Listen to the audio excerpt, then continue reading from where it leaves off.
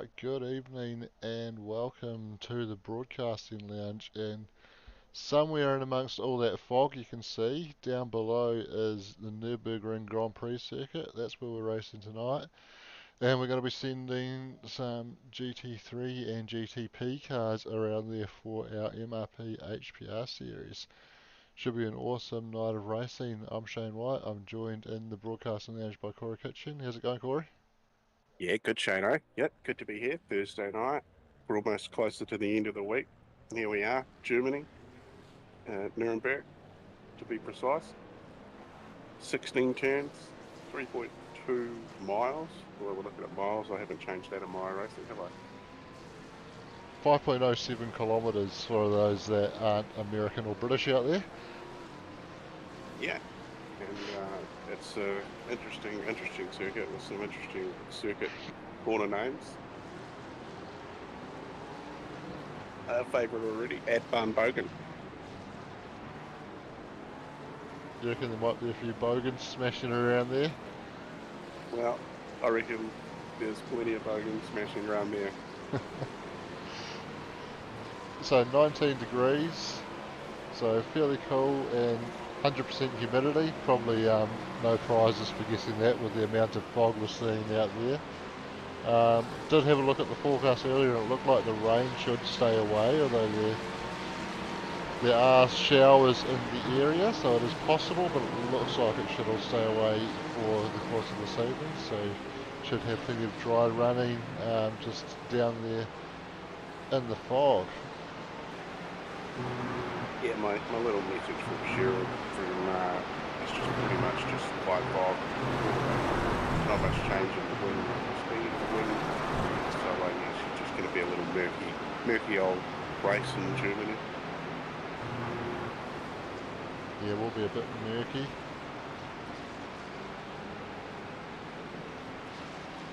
So we've just wrapped up qualifying and we can take a look at the results from that now. So Stefan McCartan on pole in the number 51 there. Christian Hermansen lining up second from Aaron Goodrich. And Jack Hintz is going to be alongside Aaron on the second row. Jonathan Turner 5th, Christian Jenkins there in 6th, Dan Noda 7th, Mark Price 8th, Dan Turner 9th, and Wayne Hartnell rounding out the top 10.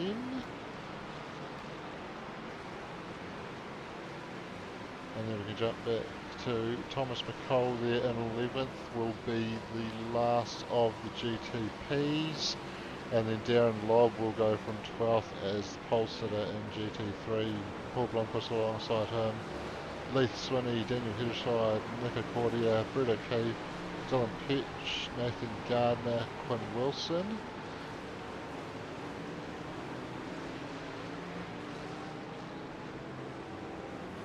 And then running back down through the field, we've got Blake Greenhall there, 21st overall. Roger Forbert, Daniel Johnson, Adam Hughes, Louis Robertson, Nick Mitchell, Steve Dowra, Bill Kilgour, Chris Zalewski, Mitchell Sparrow.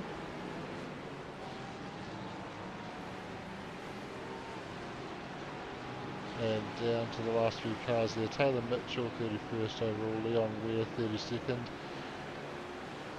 And then we've got me and you, Corey, who are obviously going to be up here. Wayne's joined, but hasn't stuck around, so he's not going to be on the grid. I believe Jeff Morgan will be lining up on the grid though, so we should see him going off the bat after not spending time in qualifying.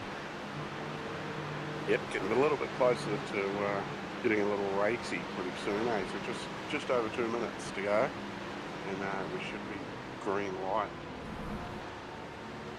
Yeah, we're in the warm-up at the moment, so there's a few cars going around. You can see Paul Blomqvist there.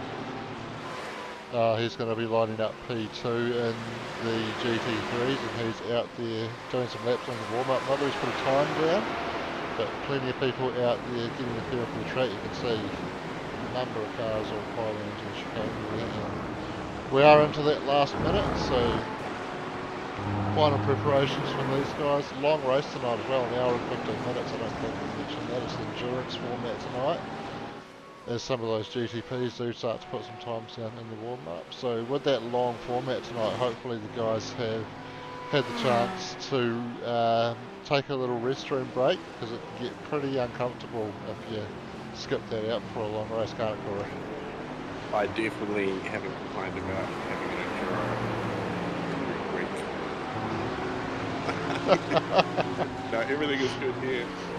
Ready to sit back and relax for an hour. Sounds good to me. Got nothing else to do on Thursday, then tune in. And if you miss it tonight, you watch it again tomorrow night, Shannon. That's right. So we're going to be Friday nights sending our HPR series off to NZ Sim Racing TV. So if you're watching that delayed stream on Friday night, welcome along. And the broadcasting lounge is where you can come next week if you want to catch it all live. That's right. So it'll be live from about 8 p.m. Friday night, I believe. And Saturday night will be both divisions of the V8s, maybe. Potentially, yet to nail down all the details, but that is the plan. Fortunately, it looks like iRacing has automatically given these guys a short formation lap, because it didn't give me the option to select that. But obviously it just doesn't have the option of a full one, just automatically gives them a short one, because they're definitely not lining up on the pit straight, so that's good. We shouldn't have too long to wait once they get rolling. With the endurance format tonight as well, the guys do have a couple of compulsory pit stops to make. You're going to have to change 2 tyres at each of those stops as well, so there will be some interesting strategies going on through that. And of course, as usual, the penalty count 17, I believe. And then you get to do that a couple of times until you hit 40, and it's goodbye. Yep, that's right. So 17 incidents is going to get boys to drive through, and they'll get 2 drive-throughs before they get told there's the door. Yeah, well, they'll have a little bit of extra leeway. Once they get their second drive through, they'll have about another 6 points before they hit that 40 mark, and then that'll be good night, see you later, see you next time. Oh, I think that was Thomas McCall just spinning on the formation lap there. Yeah, got Thomas McCall just rejoining the circuit there, so he's looking to snap himself back on the back of Hagrid for the start, just to drive. Yeah, not quite sure what happened there, running off the back of the GTP class, and didn't look like there was any contact. Looked like he just went around, so maybe warming the tyres a bit too aggressively. Anyway, the GTP car's away, and it's going to be Stephen McCartan leading them down in towards turn 1, and spreading out a bit. A couple of battles going on. Jack Hint's on the outside there, but looks like they're all going to get through there cleanly and into the arena section. Meanwhile, we can jump back to turn 1 and see the GT3 cars coming in, and Darren Lobb and Paul Blomqvist side by side. Looks like Paul's going to take the lead through there and into the arena section for the first time. A few battles going on side by side further back as well, but all getting through there pretty cleanly so far. Bit of an incident for Jonathan Turner in a GTP, so he's just slipped to the back of the GTP field currently. And we can see Jonathan there as we see the GTP leaders coming down into the little hairpin down at the bottom of the track here. Things starting to spread out a little bit as Stephen McCartan is leading the way, and you can see there Jonathan Turner just bringing up the rear as the GT3s start to come down the hill now. And that's going to be Paul Blomqvist continuing to lead over Darren Lobb. Bit of a battle between Daniel Hedderscheid and Lee Swinney going on behind them. Had a bit of contact there, one of the Misfits cars, not sure who that was, with an MRX car, so that potentially might have been Nick Mitchell and Roger Forbett, I think. He's all go here early. Yeah, quite a few cars have made a few gains. Jeff Hogan up 11 spots, first lap. Don't know how correct my SDK is there. Yeah, well, about 3 of those spots for Jeff were me, you and Wayne. But certainly... No. Don't listen to me, folks. That's just my SDK giving me a little bit of grief there. Okay. Anyway, so the GTP leaders have completed the first lap, and GT3 coming around the final corner now. We've actually got somebody in the pits already, Daniel Heddershide. Is this for damage or just an early stop from a strategy point of view? They have to make 2 stops anyway, and they should get probably about 2/3 of the race distance on a tank of fuel in these cars, so it could be quite a good strategy to get out of traffic early, get that first stop done, and then get some clean laps down with clear air. Yeah, clear air is probably sounding pretty good when it's this foggy. Absolutely. It's So, gotta make it work with high humidity. yes, Stefan McCartan just over a second lead over Christian Emerson out front of the GTP field at the moment.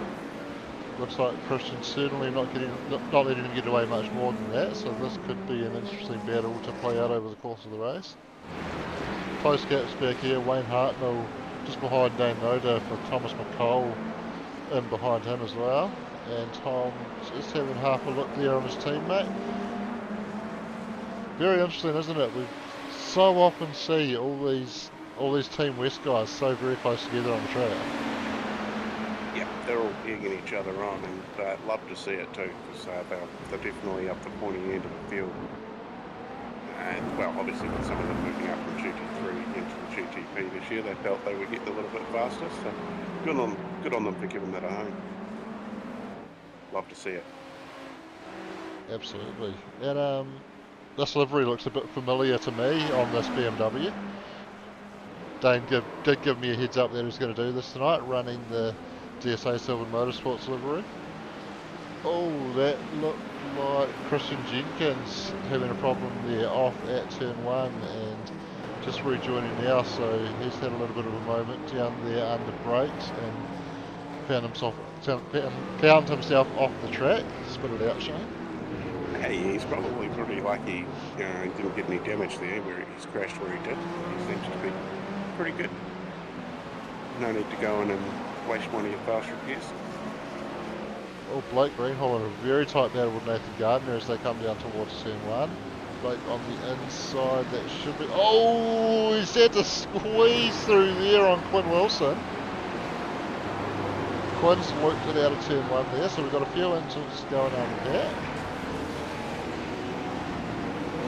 Unpacking sounds good. President SuperCars is his favourite Belaki. Blake Greenhall here, his BMW, drives one every day to work and then comes home, jumps in and gives it a race. Gets the race BMW out before it. Absolutely, and his previous daily driver BMW let him down, and he copped a bit of flack for getting another one to replace it, but certainly loyal to the brand as he runs around in this BMW in our GT3 races as well. Yeah, and of course, see him every Tuesday night in the Mustang in the class. Well, I don't know about that, but it's not like you to so we got some replay data on Jonathan Turner's crash earlier in the race here. So coming through the arena section here on the outer behind Jenkins and just maybe squeezing that throttle a little bit too hard and riding up the rears going around. Taking his time to make sure he's got a clear track to rejoin and not hurting anything, so avoiding any damage, but obviously dropping to the back wouldn't have been ideal for him, and he's going to be looking to make up ground as the race goes on. We also had an issue for Taylor Mitchell on that one, so he's side by side with Bill Kilgour. Bit of side by side contact and probably quite a strange reaction from that Mustang. Wonder if there's a little bit of netcode at play there, the way it just jumped out after a little bit of pip and shoulder there with Bill. Didn't quite look right to me. It's a good looking Mustang, the yellow suits that car. It's pretty sharp. Yeah, it's a nice livery to be fair. Yeah, but fits well on that car. I wonder if It does. should drive a Mustang too. And Christian Jenkins, we caught the end of this and very strange. It looked Look very similar to what you'd expect a V8 Supercar to do if you've gone a little bit deep under brakes and just chopping down the gears, getting that compression locking. But these cars downshift protection, you wouldn't expect them to get that compression locking, so maybe just a bit too much rear bias. Yeah, that's very strange. Got no explanation for that one. Adam Hughes here in the GT3. Oh, just a bit of concertina nose to tail, and unfortunately there was the one that popped out and looped around there. And then we did catch the end of the moment for Quinn Wilson as well, also at turn 1. Oh, just getting into the back of the car ahead and unloading the front and going around. Oh, looks like we might have had some drama unfold in the battle we were looking at earlier. Thomas McCall, Mark Price and Dane Noda might have been involved together in an incident here. Or have they just had incidents at a similar time? So Tom losing the rear initially. Oh, so Dane just... We can probably catch that better if we click on this one. So Dane coming up towards where Tom spun here, recognising the spin, getting out of it, and Mark Price, I think, not quite fully sighted of what was going on, wasn't expecting Dane to slow up so much and got into the back of him, so very unfortunate on that one, but Dane will come in, get a fast repair, get his first stop out of the way and see what he can do in terms of a recovery, but that is super unfortunate. Yeah, very unfortunate for Dane. You've just got to get in there, get that fast repair, get back out, and do the best you can. And you can see he is back on top. Oh, that was an MRX car going flying off. Mitchell Sparrow, I believe it was. He's managed to rejoin here, but he was going off at a rate of knots. Well, welcome back, Mitchell Sparrow. Absolutely. We can see what happened there. He's side by side with car 23. And there is some side-to-side contact, loops around, binds the tyres. Done a little bit of damage, but hopefully might have got away without any sort of mechanical damage there.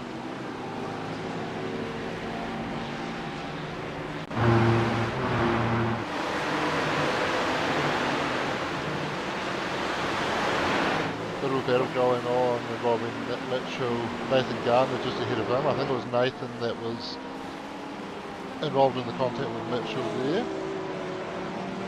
Yeah, you got Nathan Gardner, Nick Mitchell, Lou Robertson and Roger Fulbertle. Pretty tightly packed in here on the racetrack. Yeah, good tight battles. Nick's going to have a look down the inside here. Oh, he gets half a nose down. Nathan leaves him just enough space and he's able to get the drive out of the corner. And Louis Robertson getting the sniff on that, on the exit of that corner. Cars coming into pit lane, a GTP and a GT3. So it looks like Stefan McCartan. So race leader coming into the pits and looks like Mitchell Sparrow is behind him. Yes, I wonder if Stefan just observed that he was coming up on that traffic there and thought that looks like a good time to get in and get that first stop out of the way and yeah, avoid having to deal with that GT3 traffic that was coming up on Leith Swinny in the little battle as well, so plenty of action going on track at the moment. Leith Scott, Brett O'Keefe just over 2/10 of a second now behind them, so very tight battle here, and Nico Cordia just in front of Leith as well as BJ throws it down the inside there. I don't think Leith was quite expecting that, I certainly wasn't. But Leith able to get the drive out of the corner and get back in front by the braking zone down here. BJ will be loving having a bit of a challenge for a race. Jumps in when he can to have a bit of fun. Whether it's at the front of the pack or the middle of the pack, it doesn't matter to him. He's out there having a bit of fun. Yeah, absolutely, great to see. So there's Nico Cordia just catching the dirt through the Schumacher S, and that's allowed Leith to just climb up onto the back of him again a little bit.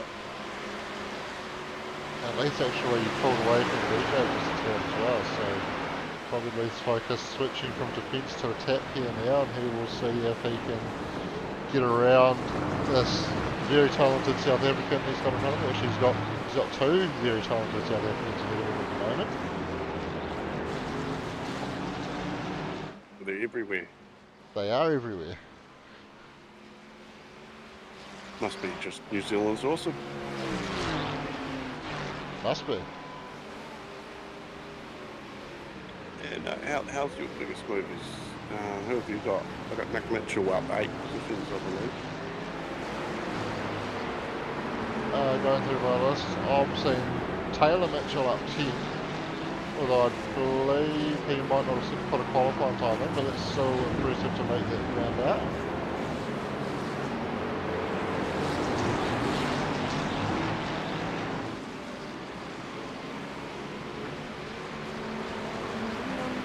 Sorry, I'm getting a lot of feedback coming through about the stream on my end, so trying to fix what I can. Don't know if I can fix everything that I'm being told, but I'll do what I can with the audio.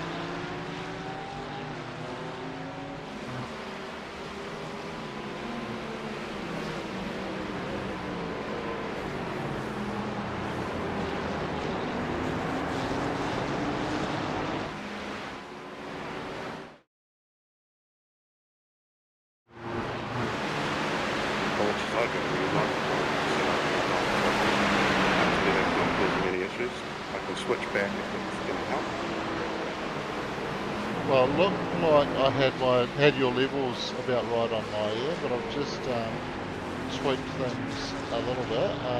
Potentially, maybe as well that I've just got the car volume a bit loud, because I'm being told my mic's a bit quiet as well, which mine's actually turned right up in the software there. Well, it sounds pretty good to me here in Discord, so I don't know what many people were talking about.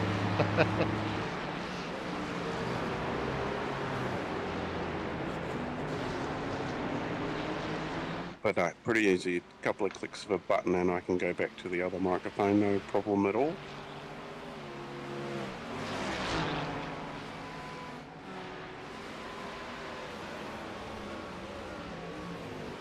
But O'Keefe actually he's just been passed by Paul Blomqvist there, so Paul, did we see Paul come to the pits earlier? Yeah, he came in, no, he wasn't that one. No, he hasn't pitted, I'm not sure. He might have had a bit of an incident, dropped back maybe. He's currently up 4 positions. Could be true, it might not be. I don't know when SDK is telling the truth or when it's lying. So on my end it's showing as down 1 position, and I think he was starting near the front, so, well, down 2 positions on his class position, actually down 1 position overall, so yeah, started front row with Darren, so not quite sure what happened there for Paul, because yeah, he's not showing any pit stops there.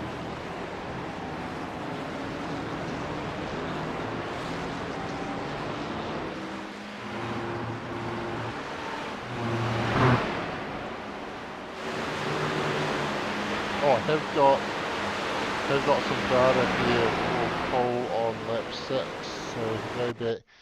Potentially this is going to unpack what's put him back. Oh, yeah, bit of contact with Nico Cordia there, I think that was, and just going around. Bit of a how's your father? Yeah. Although it didn't look to set him back a huge amount, so I feel like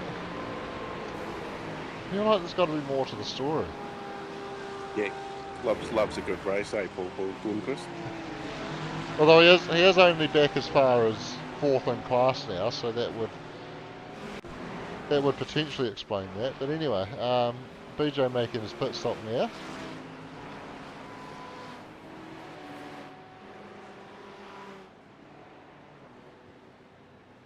Yeah, there's no compulsory pit stop since it's a enduro, right? 2 compulsory pit stops. Okay, and I've just got to take a maximum of 1 tyre at each stop or something? 2 tyres at each stop. Alright, okay. We splash of fuel. Is the fuel limited or they've got full tanks? full tanks available, but with an hour and 15-minute race, that's still going to mean, unless they do a significant amount of saving, they wouldn't be able to get through on one tank anyway. And obviously they're not going to be worrying too much about saving, considering they know they have to make those 2 pit stops anyway, so they will they will look to manage the race and their strategy in the best way that they can. I think GT3s should be able to get about an hour of a tank, so if they wanted to make their second pit stop now, they would be able to get home from here.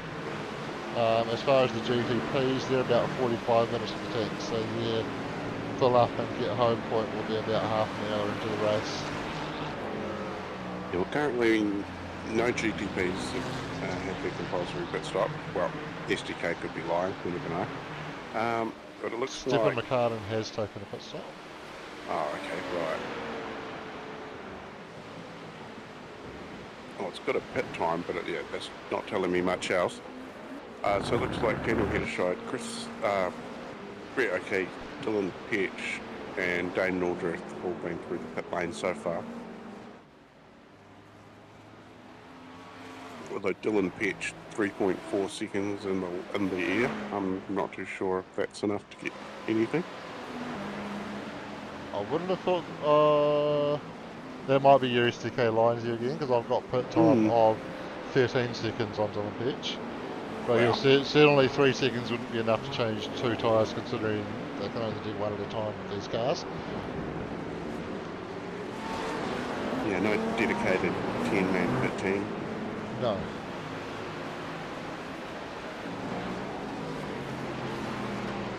Oh, this is quite exciting with the Team West guys having their own little battle. Christian Jenkins and Jonathan Turner, as they're making their way through some GT3 traffic, and Tom McCall is right on these guys. No, sorry, he's a bit further back. That might have been... oh, that was Jonathan. So sorry, it's Wayne and Kristen having a battle, and Jonathan just behind them, and all 3 making their way through the GT3 traffic. And Kristen's been held up quite significantly there compared to Wayne, and Wayne's been able to pull away a bit more of a gap on him there. Certainly this multi-class racing adds a whole different challenge, because you can be in the midst of a battle, come up on some traffic, and the way you get through that traffic can make or break that battle. Yeah, it can, and the GT3 guys do the best of their ability to make sure that they're not in the way. They've just got to keep going, you know, don't do anything silly, be predictable. Absolutely, and be predictable is the key thing there, and the most predictable thing you can do is just keep racing on your line. Obviously, if somebody comes alongside you, then yep, give them room, but yeah, until they're alongside, the general expectation is keep racing, stay on your line, and let the faster car get around you safely. Christian Jenkins now coming into the pits from P2, so you're getting at least 2 tyres, probably some juice. Do these things take juice? They're hybrid, aren't they? Yeah. Are they diesel? No, they're a petrol hybrid, I believe. So in real life, these cars actually run what they call a virtual energy tank. So they combine their fuel usage with battery usage, and they're only allowed to use a certain amount of energy until they have to come to the pits. But in iRacing, it's just use all your fuel and then you'll run out. Nothing complicated with virtual. I mean, everything's virtual in here, isn't it? But nothing complicated with combining your fuel usage with your battery usage. You've got a battery there that you can use, and you have to manage that charge through the race. But it's really in these cars on iRacing just set up more similar to the F1 hybrid system, where you have that battery charge you have to manage, and you can use different deployments of that to use a bit more battery to get a bit more power, or you can turn it down and recharge a bit, or you can just run a balance mode, which generally keeps your battery pretty happy throughout the race. Well, that's an interesting chat. Cars are too fast for me, Shana. Lou Roberts Robinson's still involved in epic battle down here with Nathan Gardner just coming on. Roger Corbett in behind, Caleb Mitchell behind him on the fight back, and one of the Team West GTP cars making its way through the traffic, and Louis just trying to go down the inside of Nathan, making contact and going around there. Might be a good time to bring up that Sim Blacks are our weekly sponsor. That's right, they are, and Louis, of course, driving for Team Simblacks. Defected from Team SDI before they have since gone on to have a name change to Jigsaw Racing. Yes, they moved away from Steve and went to Steve's brother at Jigsaw Projects. But yeah, Louis defected from that team and joined Simblacks, and that's why you see him out there running the Simblacks signage all over the car, funny enough.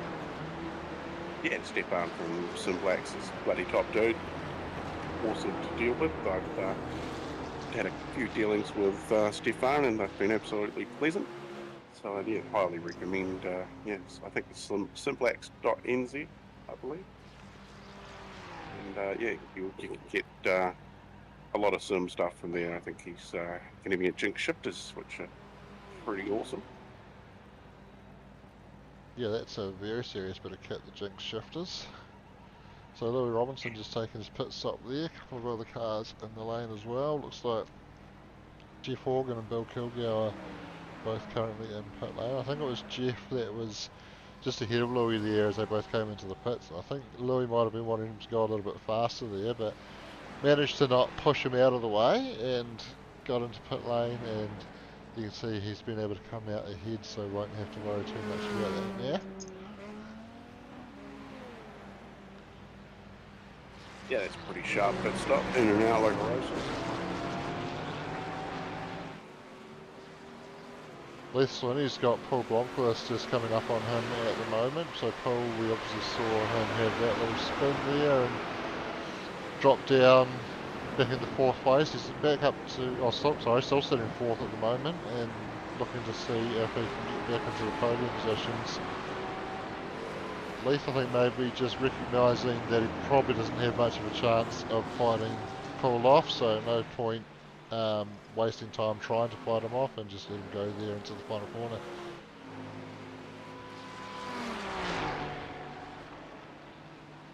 What we got downstairs that might be worthy of a tour around the track? I'll let you make that call. I don't want any responsibility for anything that goes wrong. Wow, let's have a see who's where on track. The weird Dane Mildred. Dane Motor is... Where is Dane? Where are you, Dane? There he is. He's just coming into the final corner now. Not too much going on around him. Right, here we go. Right, Dane, you're going to talk us around a lap here at Nurburgring. There you go, mate. Coming into turn 1, I guess. I got Stefan right behind me, so I'm going to let him pass. He's in P2. Yeah, I don't know what you want me to say, bro. I've never actually done anything like that before. No, we're just putting people on the spot, mate. It's absolutely no drama at all. I'm not the fastest guy out there. I just try and stay nice and clean. You're just having a good time? Yeah, man. Yeah. Well, that's what it's all about. Absolutely, boys. Running Steve's livery from the Jura we done 3 months back, I think. Not sure when I changed my name to Steve, but okay. Shano, man. I was just talking to Steve. I know what you mean. We'll let you get back to racing, mate. Sometimes these things work out perfectly, sometimes they don't. Yeah, thanks, buddy. I got Dylan Hedge jumping up and down in front of me at the moment, so I'll just hopefully get past him. Good luck. Thanks, fellas. Catch up. Cheers, Dave. Doesn't always work. Sometimes it's perfect. I mean, if you're watching our broadcast on Tuesday night, we were live with B. Larky, or Blake Greenhall as we call him, and he talked us through an absolute blinder of the past. and that's given me an idea. Has it now? It has, yes. Coming soon is going to be the plays of the month, where if you do something cool on track, you send it in. We'll have everything all sorted for that. You send in your clip, and we'll put them all together, and maybe we'll have a public vote. Maybe we'll just put our favourite ones up. I'm not too sure. Well, that sounds very cool. Yeah, anything that just gets the hair on the back of your neck standing up while you're racing, really. You know, it's a tight pass, a close finish, perhaps a bit cluster of a crash. You know, we can put that up too. Turn 1 disaster. We all have them, and we shouldn't be ashamed of them, because they're only virtual, and we can just pick up the pieces and get back on the road pretty quickly. That's right, I got caught up in a little bit of a moment myself at turn 1 in race 1 on Tuesday night, and got it back on track, got going again, and managed to recover back to P12 in the first race, and then got on the podium in the second one. So it just goes to show, if you get over it, just get your head down and get on with it. Sometimes things can actually work out alright off the back of those sort of dramas. Bit unlucky P12. I mean, you were so close to being able to start off pole for race 2, weren't you? Yeah, well, that's true. There was a good little twist to Tuesday night, that reverse top 10 for the second race, and yeah, I really enjoyed myself. It was Detroit, so I mean, I'm going to enjoy myself anyway. The racing was great. Yeah, I haven't had a chance myself to go back and watch that Div 1 stream, but hey, I'm going to be restreaming it back to the New Zealand Sim Racing TV channel, so I'll probably get a chance to check it out as I'm doing that. Yeah, and of course we're live to Facebook through the Broadcasting Lounge tonight too. So yeah, if you're on the old Facebook and you see the stream, and give it a share. And yeah, we'll Leon will make you a cup of tea. I'm sure he will. He will. He definitely will.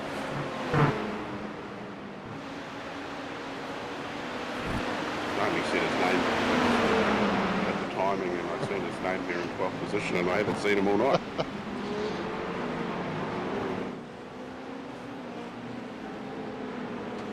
I'm on board here with Christian Jenkins. So currently running in, well, my SDK is saying 11, but I know he's not 11.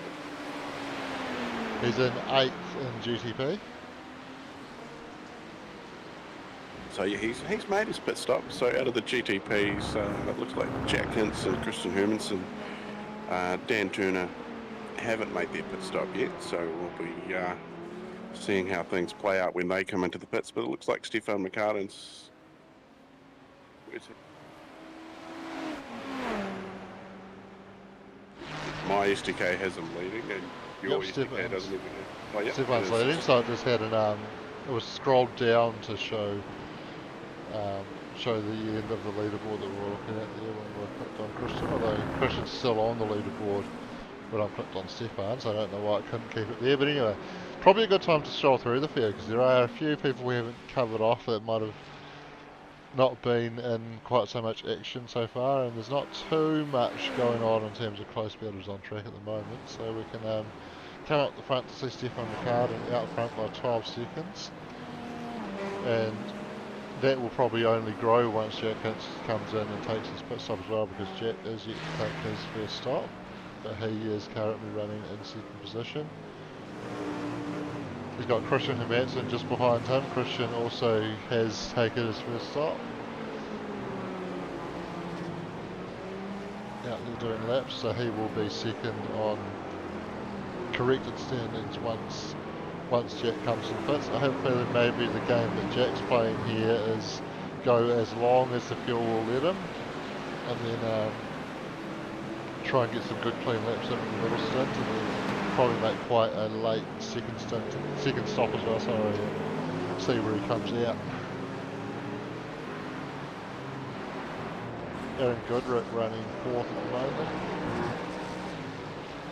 Pretty good performance for him. Looks like that's going to correct to a podium position in the running once Jack takes his pit stop.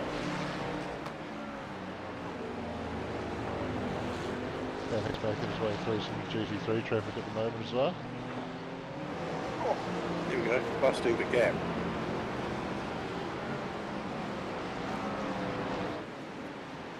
Dan Turner running 5th in the Team West car there. Absolutely all alone on track at the moment, so just putting the laps in and no traffic.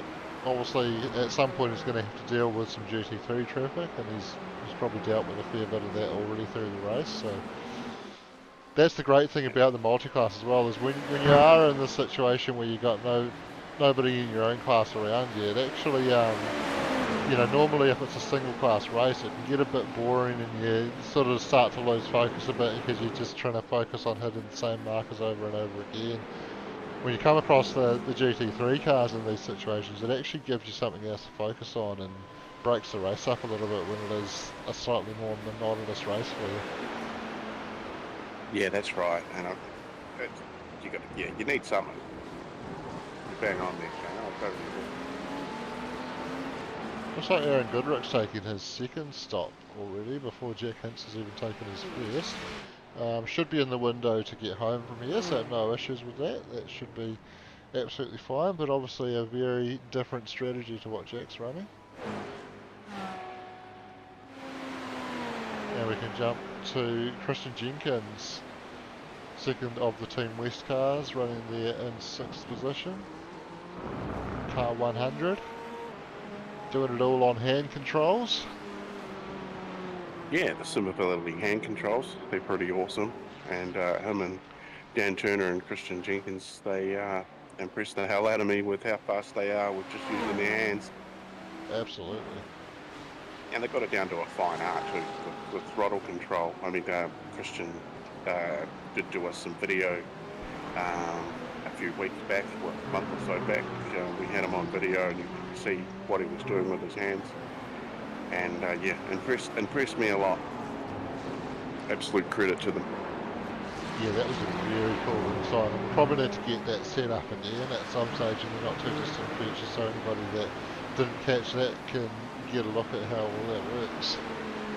Yeah, definitely. It's sort of, you know, getting these guys back out there doing something that they love too, and these two actually become friends through sim racing, which, you know, that makes it double cool too.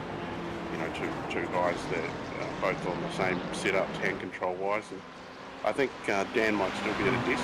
Christian's moved into he's got his own rig, so he gets himself into a seat and sits in there with his steering wheel.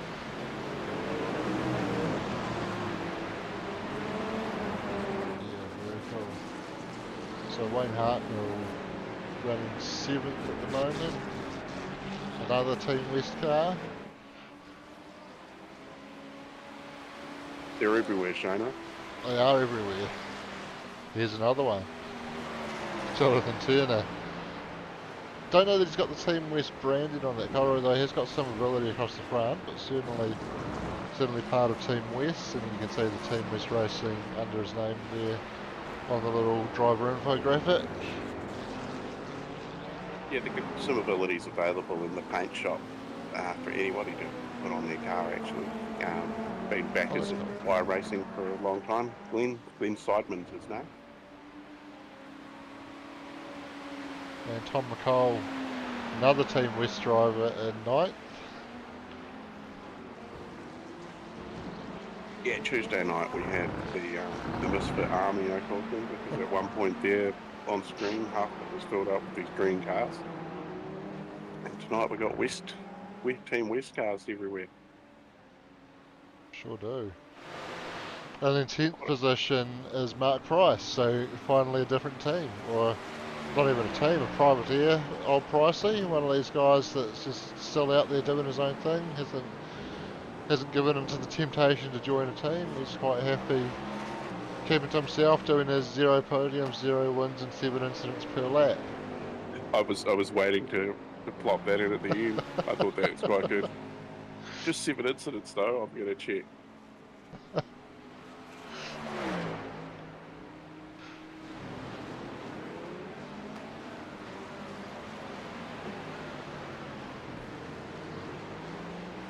Well, So a couple of cars have already actually had to do a tour of the range. Actually, one car. Oh, Two. So Adam Hughes, Quinn Wilson, both 17 incident points, so they would have had to already go through, and quite a few cars on the cusp. One being Mark Price, so 7 incidents being to change that to 15.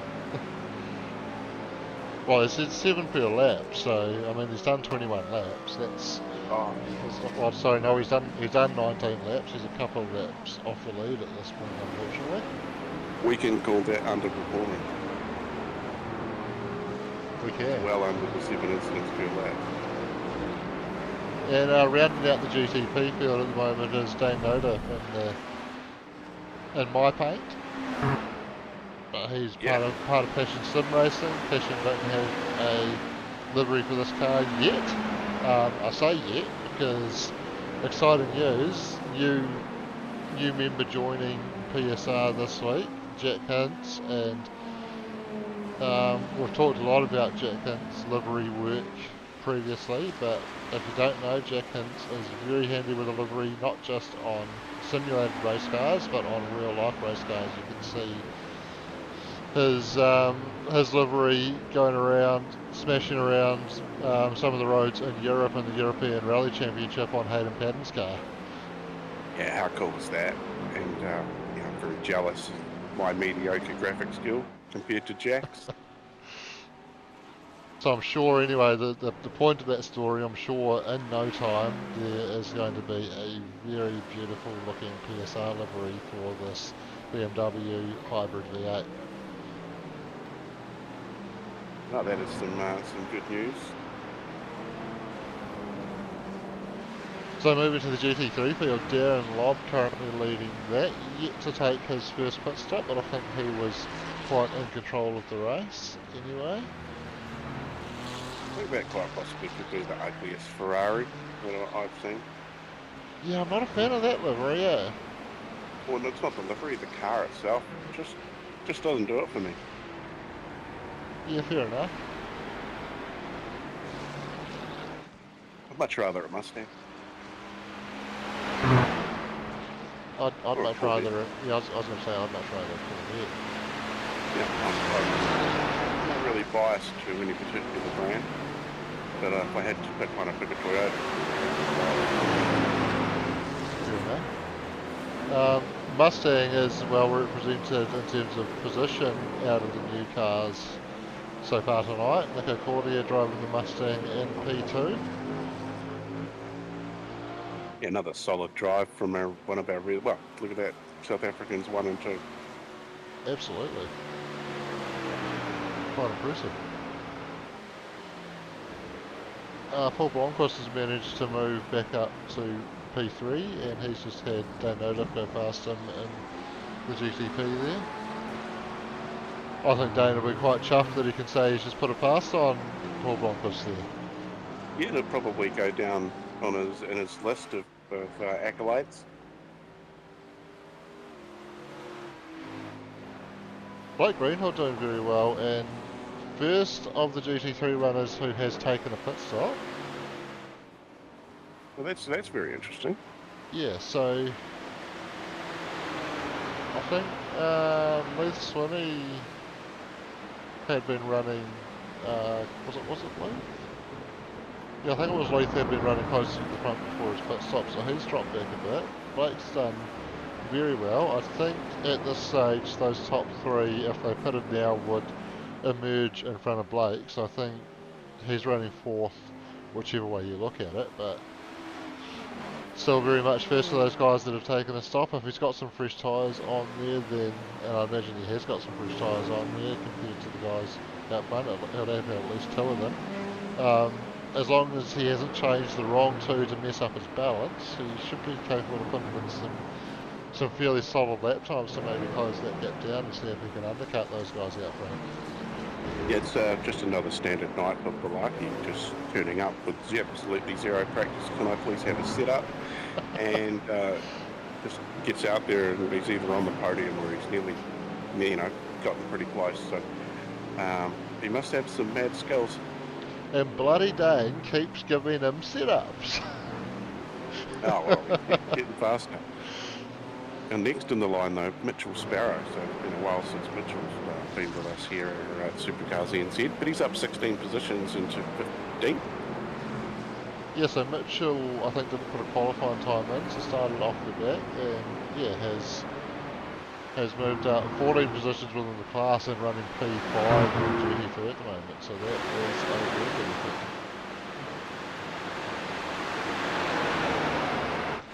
Leeds Winnie running P6 out of the GT3s, BSK Sim Sports.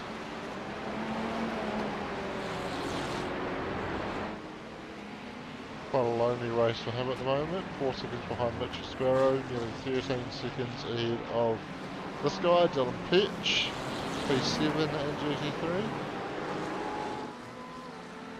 Yeah, it was probably more interesting to look at on the timing tower at the moment. The pit stops, there's probably some gains. So Dylan is up just one position from where he started at the moment, so...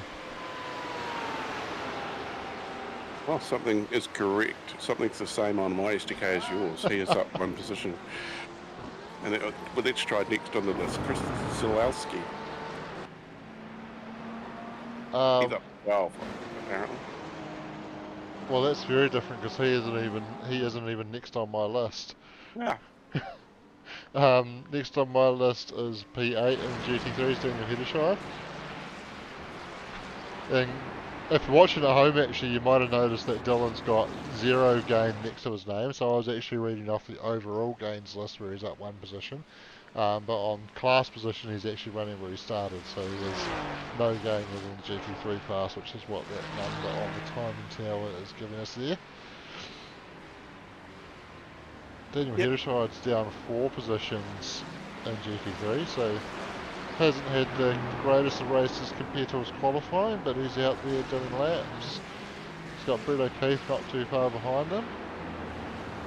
Probably one of the closest battles on track at the moment at around a second. Yeah, there's no yellow or red on the timing tower for me at all. Everybody is just out there in the fog, barely seeable. That's right, visibility is down tonight, and probably a lot of guys with just brake lights in front and headlights in the mirror and just out there doing laps, trying to find some braking markers. Yeah, the iRacing gods knew that Dougie was leaving the country to go on holiday, so it's given us some fog. Nathan Gardner running 10th GT3. So we saw him caught up in some early dramas after he was running a bit closer to the front. He's actually only down 2 positions on where he started in terms of class positions. Just behind him is Quinn Wilson dealing with some GTP traffic coming through, and he's in a little bit of a battle now actually with Taylor Mitchell getting very close in behind, so we'll come to these guys at the right time. Taylor on the fight back after his early dramas. Yeah, he still manages to be 8 positions up, but I guess he started off the back of the grid too, didn't he? Yeah, I think he did.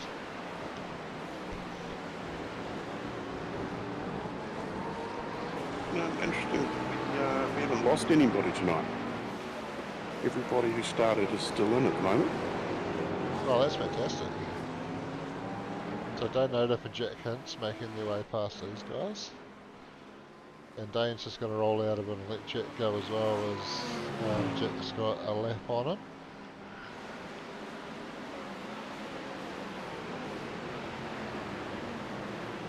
So now that those GTP cars have made their way by, I think Taylor will be very keen to see if he can make his way around Quinn here, although Quinn, no slouch. Lap times about half a second in favour of Taylor Mitchell in terms of their best. Actually a couple of seconds last lap Quinn was actually nearly a second faster. So I think Taylor just getting held up a bit more towards the end of the lap with those GTPs coming through than what Quinn did, and that just cost him on that lap. But you can see here he's got the momentum on the run down the hill. He's sticking the nose out, having half a look. Can he get down there? Quinn's left him some room. They're going to be side by side on the exit, but Quinn's going to have the inside into the Schumacher S. Taylor's going to try and live on the outside to get the inside of the next one, and great respect shown by both guys, giving each other enough space there and making it work side by side through essentially corners that is very much single line in normal occasions. And Taylor's been able to stay on the outside there, keep side by side, and finally gets the move done. But Quinn certainly weaving around, looking to see if he can find a gap. That's making things difficult for Aaron Goodrick as he makes his way around them in the GTP car. It's a good exchange from them too. Yeah, very good little battle. They gave each other a little bit of respect, and yeah, good solid clean racing. And it's not over yet. Quinn Wilson are all over the back of Taylor Mitchell. Yet he'll get a bit of draft down here as well, so he could fight back into turn one, and he's very keen to fight back despite the pace that Taylor has. He's going to send it down the inside under brakes and get that one back, so very good little battle going on there. And Taylor wires it down the inside into turn two, not able to carry the momentum on the exit though. Yeah, looks like he gave up on that one, which is probably fair too. Didn't push too far or far enough to cause any unhappiness from any other party. Excellent exchange from these two. Yeah, very good. This is what we love to see, and that's why as we were scrolling down the field, we've just held on these guys a bit longer just to admire this battle, because it is a very good battle, and we love seeing good, hard, clean racing. So far, 3 of our GT3s have had the penalty drive-through. We've got one GT3 on the cusp. Close. We've got 4 cars on 14, 2 on 13, 1 on 12, 2 on 11, and 3 on 10. So it's quite a few double-digit incident points. So I'm guessing off-tracks are plenty around here. Yeah, there's certainly a few places around here where you can just stray a little bit too wide or cut a corner a little bit too tight and pick up an off track, so you have to be very careful, especially with the longer race, and just 17 incident points, they can rack up quite quickly if you're not careful. Looks like Taylor might have a little bit more comfort now as he's been able to make his way around, and Quinn's actually dropped behind Forbid as well, so we might have just missed a little bit of a drama. Went into pit lane. But into pit lane, okay. That explains that. So that settles down this battle for the time being, and Roger Forbert was just sniffing around in behind as well, and still not too far away from Taylor. Nathan Gardner in the pits as well. Yep, so Nathan emerging out of pit lane now just behind Roger, so Nathan in 12th position in the GT3 class. And then Mr. Nick Mitchell, P13, lucky for some.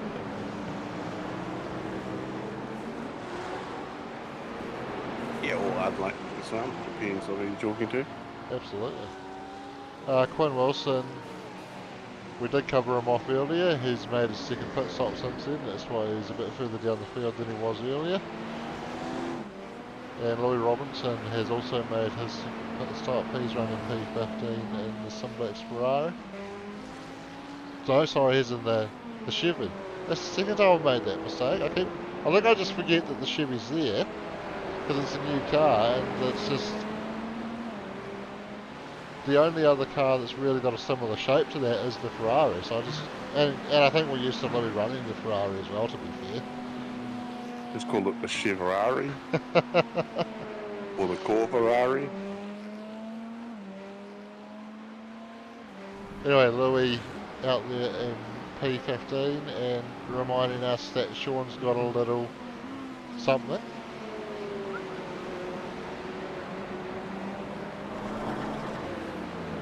Daniel Johnson, 16th place. This one is a Ferrari.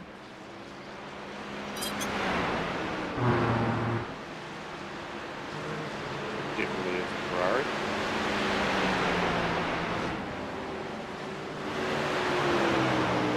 That's better. Adam Hughes out there in the Mustang P17. Nico Cordia's teammate actually, that's why they're running the same livery there. Team ANZCRL. Yeah, he's in my SDK in capital letters, so Adam Hughes will shout it. Adam Hughes. There we go. Down 3 positions, according to my SDK. Yep, down 3 on the overall, and in class he's down 4. Yeah.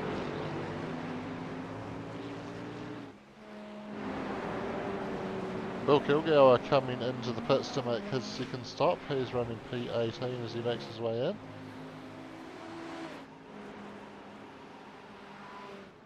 Now fresh off the plane from Rarotonga, Steve Dare and the Team Jigsaw Mustang. Yeah, more holidays for Stephen. He's the much richer, older, better looking brother to Steve.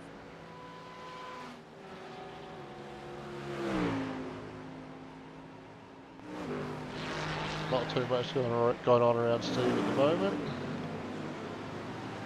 That's probably how he likes it. Yeah, I think so. He's just moved up to 18th in class with Bill taking his second stop, but Steve yet to make his second stop as well, so I'm sure Bill will be keen to remind Steve that he was ahead of him before the stops, and he's going to be hoping to come out ahead when Steve takes his stop. Yeah, a battle of the older gentlemen in our league. Not sure which one's older. Sorry, John. That's a very good point. Chris Zaluski running 19th in GT3 in the Racecraft's Mustang. That is a very cool livery. The spec map he's done on that to get the metallic effect on that fern is absolutely fantastic.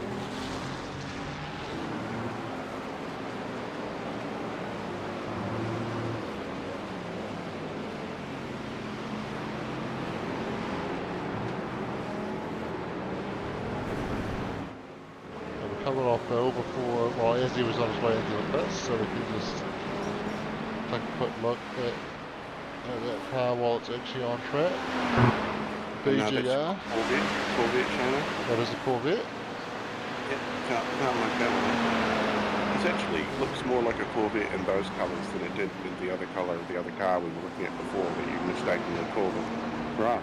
It does, doesn't it? I think every time I look at the Simblax colours on that sort of supercar body shape, I just assume it's a Ferrari because that's what we used to see when Louis running the Simblax colours in the GT3s on a very supercar shaped car. Nico Cordia into pit lane now out of, I believe he was out of second in class in GT3. That has come out in 4th. And just quickly to cover off our last runner as well. Jeff's been away for the first couple of rounds, joined in late, he hadn't been able to get his sign up in, so we allowed him to be a late entry, join round 3, and he's been out there doing his thing, running at the back, but having plenty of fun nonetheless, I'm sure.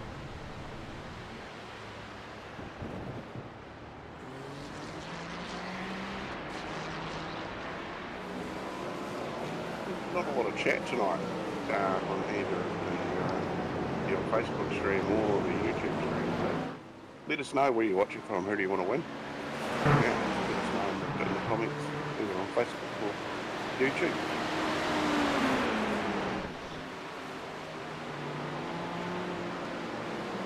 So Wayne Hartnell running 5th in GTP, and the Team West battle still going on. He's got Jonathan Turner just behind him. And actually Jack Hicks is splitting up some of the Team West cars because he is on a bit of a charge, closing up on the back of Jonathan Turner. Jack's made both his pit stops. These two Team West guys ahead of him have only made one stop, so he will be hoping to use his pressure tyres to make light work, although as Wayne Hartnell actually comes in, that gets one of them out of the way for him.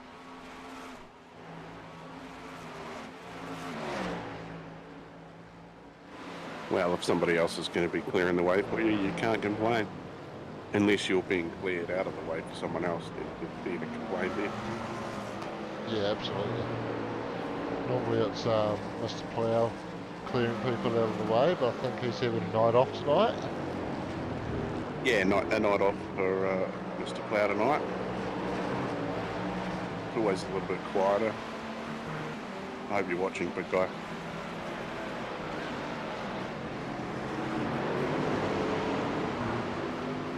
Nico Cordia looks like he's actually closing in on Paul Blomqvist, so we normally look at Paul, think of him as rather quick, but maybe lacking in the pace department a little bit tonight. Certainly, in terms of best lap times, Nico's actually got the better of Paul on that metric by 2/10 of a second. Yeah, all over the back. But Paul being a seasoned race car driver, he's not going to let him past easy.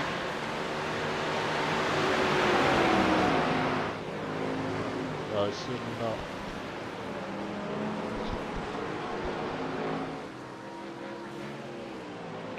So this is going to be quite interesting to keep an eye on this and see what Nico's able to do.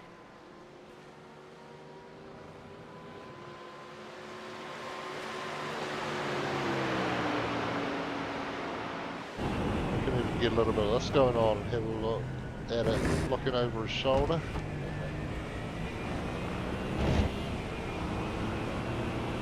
Oh, he's going to poke the nose out. Maybe a little bit of contact as he just bailed out of that one.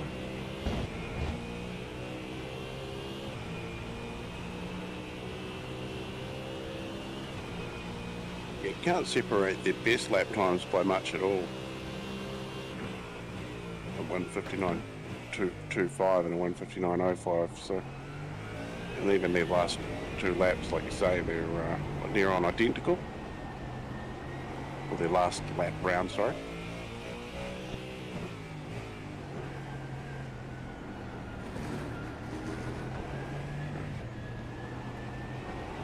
Tell you what, I'm liking the look of that cooling duct in the Mustang. Yeah, Very almost good need some. You need something like that at home. Yeah, absolutely. Very good for driver comfort on those enduro races, but when you're driving the virtual version, doesn't work too well unless you've got a replica of your own set up in your rig. Yeah, I've seen some pretty cool little systems made up with computer fans and ducting. I believe some rigs even come with it as an option. I know the MRX rig, you can buy something as an add-on. Yeah, that's pretty cool. I believe Doug's actually rigged up a little bit of ducting there and a computer fan that he uses to cool himself. As Paul running quite wide there, that's going to give Nico a chance to get on the outside of him, but nowhere to go with that pass. Tried to get the switch back. He's certainly been able to tuck in under the rear wing. What does that say? I think he's doing that. I think he's doing that on the back of Paul's car at the moment. Bit on that bang. Oh, this is great. Jump off board. I think we're going to get the best view of this from this angle. GTP cars coming through, and that's going to get tight there. And I think Paul was just able to get the less compromised entry there, and that's why we've seen him just pull away fractionally over Nico there when they were battling very hard up until that point. It was on, I think, those two GTPs. fault of their own, got in the way. They did a little bit, but as I mentioned earlier, that's all part of the challenge that's thrown up with this multi-class racing.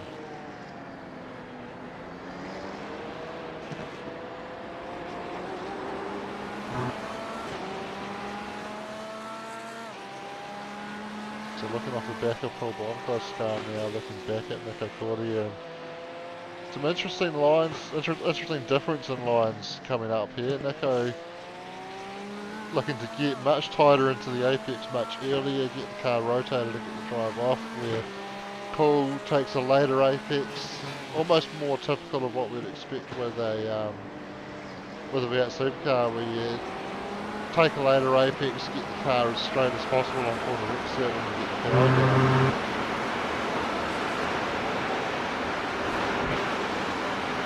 Yeah, and I think Nico just getting the rough end of the stick a little bit with that GTP car.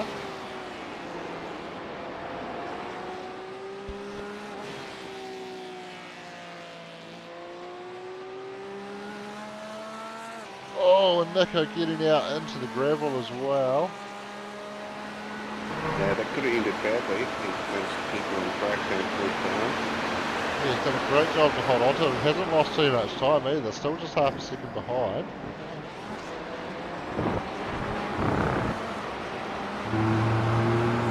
Still, last time around, you could split these two in lap times as well, so a 2:01.5 and a 2:01.6 respectively. Yeah, that's a very cool battle we've got going on at the moment. Literally is the only battle going on at the moment. You've got Dylan Petch is 1 second behind Nathan Gardner. Brett O'Keefe is 1 second behind Pete Swinney. And they're the closest cars together on track, apart from these two.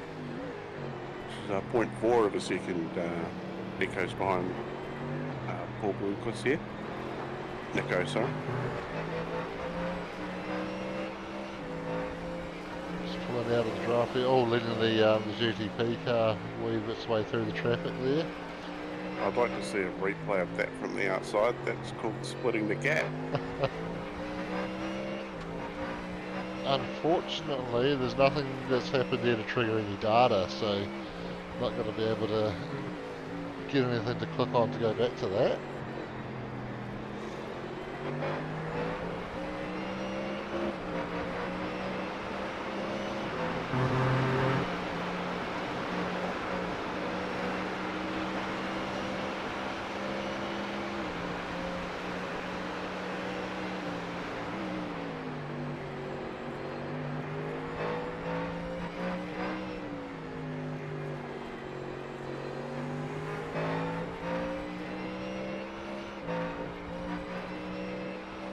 Stefan McCartan's still leading the way. He's got an absolute monstrous gap.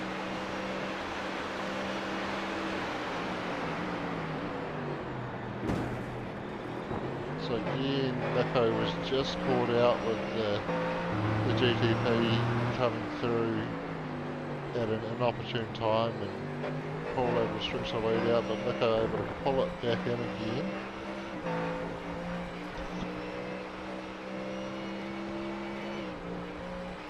There's yet another GTP passes them. Absolutely. It's good to see a few more of them in the field now too in the GTP. We've got 10 on track tonight, which is fairly decent. 11 even. Oh, we're missing one.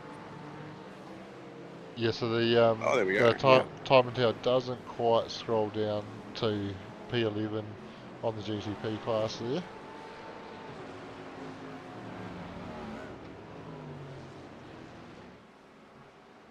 Oh, they haven't quite made it into view of this drone yet. Here they come.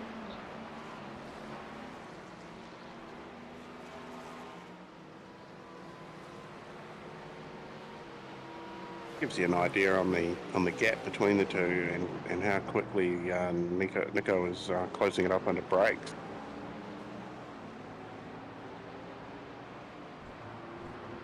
Yeah, certainly looking very strong there. Potentially under brakes and corner entry, maybe a strength of the Mustang just with having the weight of the engine in front of the car rather than behind it compared to the Porsche. Yeah, but coming into a corner in the Porsche, all it wants to do is throw you into an absolutely ridiculous amount of spins. Absolutely. Yeah, some people enjoy it, some people don't. I don't. Nor do I. Yep. That's why I'm here talking about it.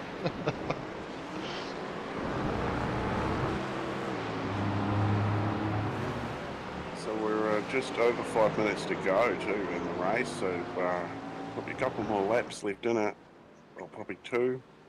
Maybe then we might see a white flag. Yeah, certainly getting down to the business here now, and this is very much the battle at the moment. I think the only thing under a second in terms of gaps on track, so certainly worth just staying with this one, and we'll keep an eye on where the leaders are as they do get down towards those final laps. But Nico having half a look, bit of a touch there, unsettling for his car. Nico does the right thing and just backs out of that, not gaining an advantage from the contact there. Meanwhile, all this battling that these guys are doing is just allowing Mitchell Sparrow to get closer and closer to the back of these guys, and he is looking like he's going to enter into this battle very soon as Nico's dropped right off there. I wonder if he maybe picked up a slowdown. There is a slowdown you can pick up cutting the track out of the arena section, so I wonder if he's just cut that a little bit too tight and had to give up some time there, which is very unfortunate.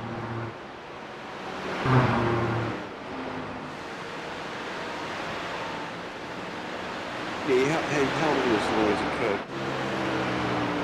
Still looks to be going quite slowly. I wonder if he picked up some damage with that. Certainly the front splitter not looking quite in perfect shape, but it wasn't heavy contact when he got into the back and pulled there. I wouldn't have expected to slow him up this much. Mitchell Sparrow last lap round at 158.4. It's close to Darren Lock's quickest lap. So he's lapping pretty quickly here towards the end of the race. So I wonder if Nico's going to come into pit lane here. So that is very strange.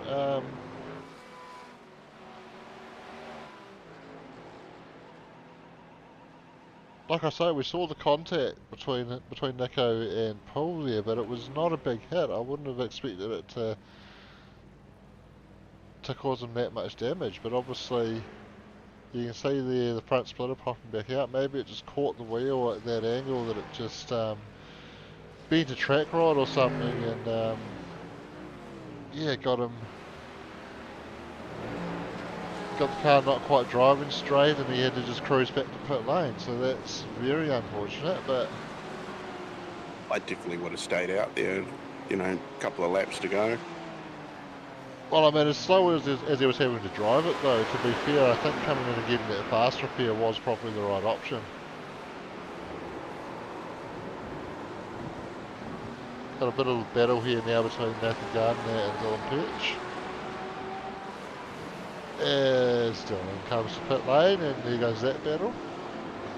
So that's interesting as well, because Dylan has taken both his stops. I wonder, has he reached that magic 17, Corey? Yes is the answer to that question, and I can tell you we've got Oh, so I wonder. 8 drivers have hit that magic 17 or over. He might have just made a critical mistake here as well, because he stopped in the box, so that is not going to clear that drive-through penalty for him. You've got no black flags showing currently. Oh, you've got one there. BJ O'Keefe's just had an incident, put him over the 17, so unfortunately for him, a drive-through penalty. Okay, but he's the only one showing a black flag currently. So potentially Dylan may have already served that penalty, and this was his second pit stop, which is going to show as his third, because he's been through the pit lane 3 times, but obviously the drive-through doesn't count towards your CPS requirements. 22 for Dylan, but he's not the highest. There's actually one close to being disqualified. I'm not going to bring any names up. Oh, It's Doug. He's not here to defend himself. I'd be very impressed if Doug had managed that from his hotel room on the Gold Coast. Although I wouldn't put it past him to pack up his rig into his suitcase and unpack it at the hotel, but I don't think his missus would be too pleased if he did.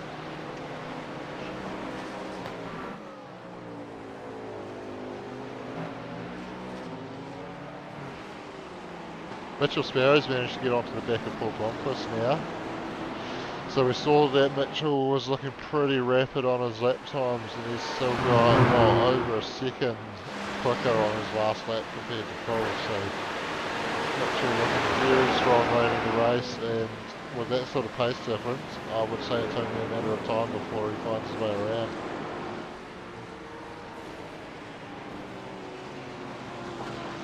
Yeah, so there definitely can't be that many laps left, so I'm guessing it's going to be white flag maybe this time round for the leaders.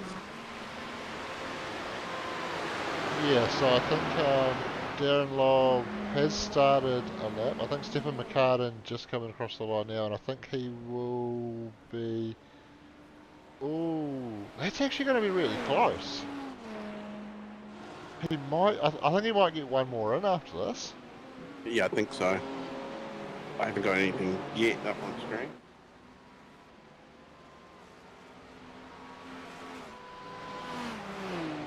I've got my camera focused on Flagman Jim.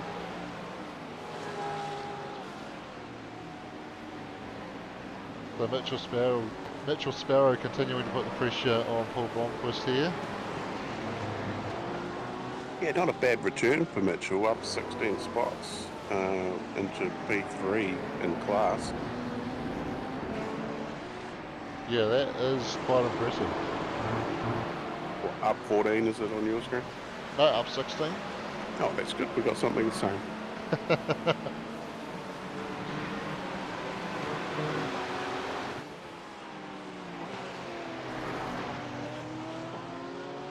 So obviously Paul is going to defend this as hard as he can.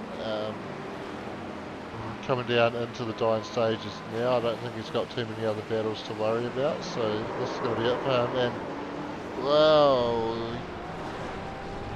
left the door open initially. Mitchell was down there. There was at least a partial closing of the door and then contact, and Mitchell's got a half spin as a result of the contact, and that has dropped him back and gives Paul a 4-second margin there now. So I think, as we're probably expecting him to take the white flag next time around, that's probably going to be enough for Paul to hold on to P2 unless he decides he needs to readdress that. The white flag is narrow.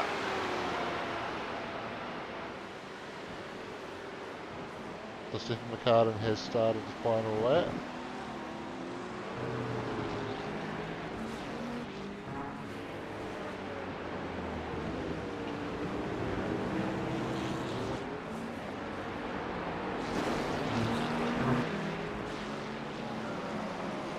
And he's dealing with some GT3 traffic. Actually gets around Darren Lobb there, so winner of each class probably going to cross the line fairly close to each other. Certainly I think Darren's going to cross the line before Christian Hermansen does, with a 45-second lead for Stephen McCartan at the moment over Christian Hermansen. Yeah, so 43 laps in the bag there for Stefan in the GTP, and Lobby currently on his 38th.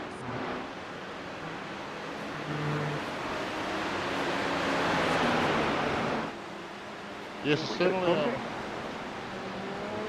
certainly a pace difference between the two classes, but not too many more laps really between the two cars.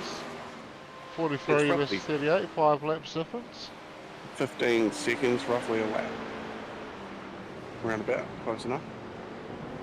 Yeah, well the GTPs are doing around 1:45s or just under that, and the GT3s are doing around 2 minutes or just under that. So yeah, about 15 seconds difference as Stephen McCartan coming around the final corner, and he is going to take the checkered flag to claim P1 in GTP, and making a couple of cars do an extra lap as well as he slows right down across the line. Darren Lobb not going to be one of those GT3 cars that has to do an extra lap. He's going to cross the line and take the win in GTP. I think actually we're going to probably see Paul Blomqvist next across the line, are we? Or yeah, Christian Hermansen just behind. Yeah. So Paul Blomqvist running second in GT3, so he is going to get to the line just before Christian. Christian missing the front off that car, so he's run into some contact there at some point as he is almost going to cross the line at the same time as Paul. So that's P2 in both classes. Yeah, I was going to comment on where the front flip was off that GTP. And there's been a... Oh, it's after the line.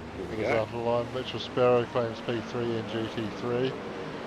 Aaron Goodrick still a fair way to go on the lap, but he looks to be pretty comfortably tied up in that last podium position in GTP.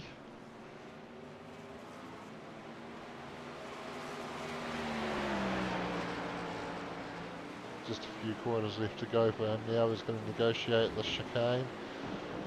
Not my preferred layout of the Grand Prix circuit here, with the tighter chicane as opposed to the fast one that I much prefer, but that's what officials had up for the week, and we always follow officials, so we stuck with this layout.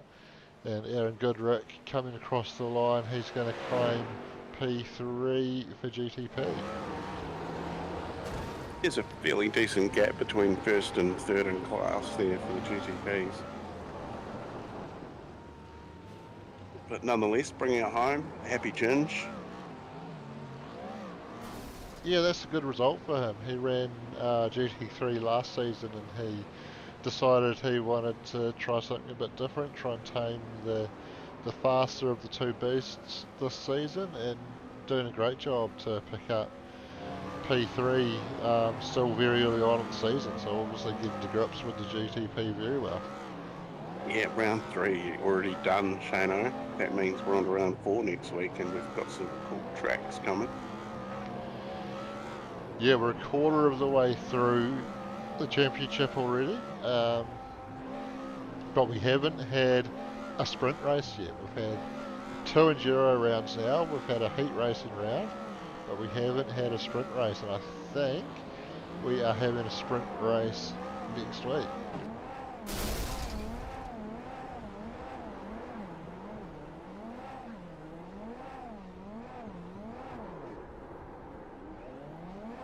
You know, I was just went into the season information to have a look and see what was coming up next week, and we haven't got anything up, Shana. Might have to hit the art man up. We might have to, eh? I am looking to find the information now because I managed to find it a little bit earlier, and I have got it here. So yes, next week we are having a sprint race at Daytona International Speedway on the road course, so that will be a lot of fun. A mini Daytona 24. Yeah, well, it'll be a Daytona 50 minutes, yeah. not 50 hours, but 2.5 times 2.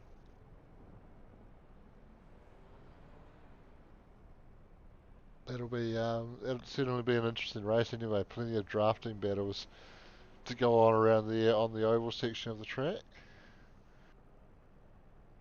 We haven't got anyone dropping into the waiting room as yet, so we can probably go back and take a look at some results. That's showing the qualifying results at the moment. Let's change that and have a look at some race results. So Stephen McCartan taking it out for GTP. Christian Hermansen there in second. Aaron Goodrick making the podium in third. Jack Hintz fourth. Dan Turner fifth. Wade Hartnell there in sixth. Jonathan Turner seventh. Christian Jenkins, Dane Nodiff, and then Tom McCall rounds out the top 10.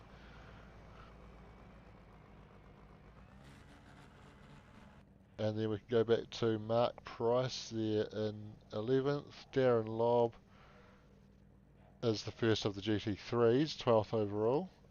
Mitchell Sparrow second in GT3 with Leith Swinney rounding out the podium for those guys. Nico Cordia, Paul Blomqvist, Taylor Mitchell, Blake Greenhall, Nathan Gardner and Roger Forbert. And then Nick Mitchell, Quinn Wilson, Dylan Petch, Louis Robinson, Adam Hughes, Chris Zalewski, Bill Kilgour, Steve Darren, Daniel Johnson and Brett O'Keefe. And then as we get into the tail end of the field, we've got Jeff Horgan, Daniel Hedderscheid rounding out the field with a few admins joining the server but not actually racing, including you and I there, Corey.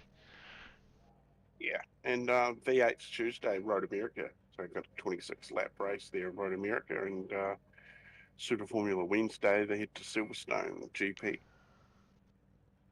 So yeah, so we're all over the world next week. It looks like we've got Stefan McCartan in the waiting room. Should I bring him in, Shano? I think that sounds like a good idea. All right, burning questions are on you. Stefan McCartan, picking your way through the fog to claim the overall and GTP win tonight. How was that one? Yeah, it was good fun.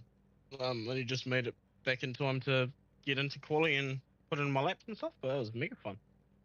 Well, that's a good effort with no practice. What sort of challenge did the fog throw up tonight with reduced visibility? It was more or less just not being able to see the GT3s coming up as clearly. So like going down into the carousel, normally you'd be able to sort of see them coming back towards the Schumacher S's and sort of gauge where you're going to catch them, but you couldn't even see them down into the carousel. So just sort of just keeping an eye on the relative to see that they're sort of 10 seconds in front, and then just in your mind say, oh yeah, that's about half a track away, so should get them about, you know, back straight or Schumacher S's or whatever. Yeah, very cool, making use of that relative, and hopefully those guys making use of theirs as well, I guess. Yeah, it was, has ended. Definitely, I think there was a bit more headlight flashing from the GTP tonight, more or less just to say that we're here than move out of the way sort of thing. So that was good fun. I personally didn't really have any issues with the GT3s and how they drove. They're all pretty good out there, so that was good fun. Yeah, on that note, getting into the second season of this multi-class racing that we're doing here, do you find things are starting to get better, improved, with guys starting to understand how it all works a bit better? Yeah, it's definitely a bit of an improvement. There's still some guys that are obviously new to it that need to learn you should stay on your line as the slower car a little bit, because it does make our life a lot easier in a GTP, but it all comes with time. It all comes with being on track and learning. So can't hold it against them. Yeah, absolutely. Any sponsors you want to shout out? Yeah, Blackout Electrical Solutions, Shunt Scenery, Palmerston Bakery, Jennifer Russell Real Estate, and Simrigs. Alright, very cool. Well, congratulations again on the win, and we look forward to seeing you back next week. Cheers, guys. See you there. Have a good one. Yes. Alright, so that's our race winner, Stefan McCartan, and nobody else sitting up there in the waiting room at the moment. So I think maybe everybody in a hurry to get to bed, because most people have disappeared out of the race channel downstairs as well. So I think we can probably leave it there. We talked a little bit about our race week sponsor during the warm-up, or no, earlier in the race. Sorry, we talked about Simblacks. So thanks to Simblacks again for sponsoring this week's racing. Anyone out there looking to get some gear, make sure you reach out to Stefan, because he's got plenty of good gear and some really good chassis as well. So hit up Stefan if you're in the market for any of that. And of course MRP as well. If you can't get what you need from Stefan, Barry at MRP will be able to hook you up. They are our season sponsor for the HPR series.